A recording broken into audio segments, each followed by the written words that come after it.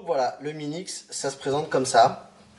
Ça ressemble à une Apple TV en un peu plus grand, mais c'est quand même beaucoup plus complet, vous allez tout de suite comprendre. Et eux, donc, la société le vend vraiment comme un mini PC. C'est vrai que branché à un écran, on va vous le montrer dans une autre vidéo, euh, on pourrait facilement l'utiliser comme un PC.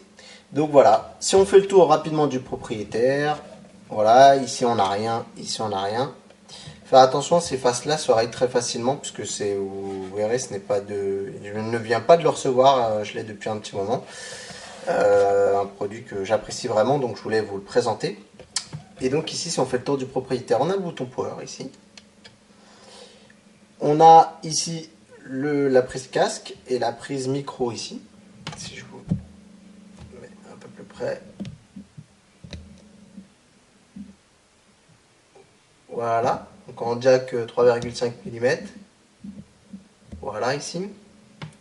On a un port USB, un lecteur de cartes, donc voilà, qui peut lire à peu près toutes les cartes avec leurs adaptateurs au besoin, et qui lit les cartes SD sans adaptateur. Donc, voilà. Ensuite à côté, on a le port micro USB pour justement pouvoir brancher le câble et faire les échanges nécessaires. Ici, on a un bouton pour entrer dans le mode recovery, donc qui sert notamment à faire des mises à jour. On a le port HDMI ici. On a un port optique, audio optique pour tout ce qui est support du son 5.1. Deux autres ports USB. Un port Ethernet. Et bien sûr le port pour brancher l'alimentation voilà, secteur.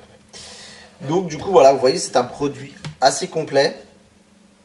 Qui a la norme CE, donc vous pouvez le retrouver sur pas mal de boutiques. Alors avant c'était plus difficile, mais vous pouvez le retrouver sur plusieurs boutiques, donc même Amazon pour ne citer que celle-là, et d'autres boutiques européennes. Donc voilà, c'était à peu près tout ce que je peux vous dire sur le tour du propriétaire du Minix. Et donc rapidement on va essayer de voir ensemble les usages qu'on peut en tirer de ce boîtier.